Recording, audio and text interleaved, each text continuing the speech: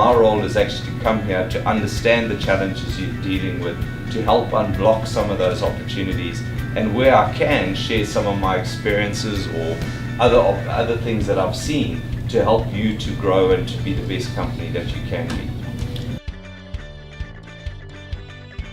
I think what we also did yesterday afternoon, which is something that I found really, really exciting, is we went into one of the communities, so we went to Ponte Oro.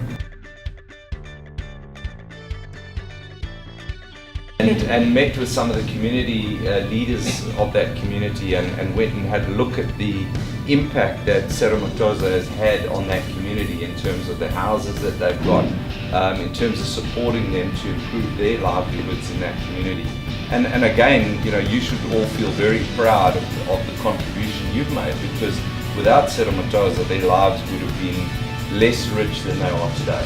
And I know that there's a lot that we can still do to support those communities to thrive, but again, it was a real privilege to see the impact that Cerro has had, positive impact on those communities around us. I think the next conversation was equally really valuable for me this morning. So I met with the RIMA team and a number of the representatives of the ladies in our workplace at Cerro. And we had a really good conversation.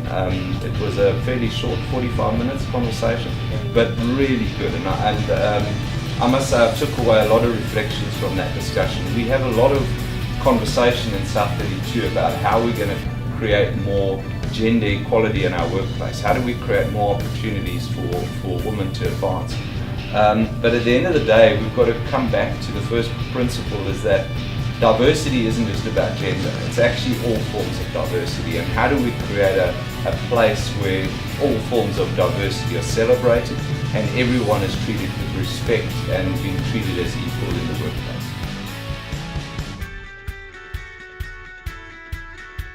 And today, this morning, I had an opportunity to engage with the ECHO 24/7 team and actually go into the field and actually look at one of the behavioural observations being done in practice.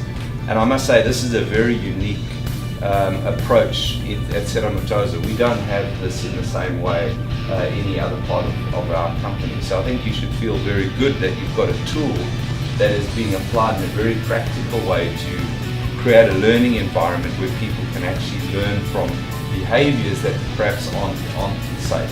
So again, I commend you, to continue to use that tool, continue to use that, because that will be a good way of learning how to adapt behaviours and make sure we recognise the safe behaviours.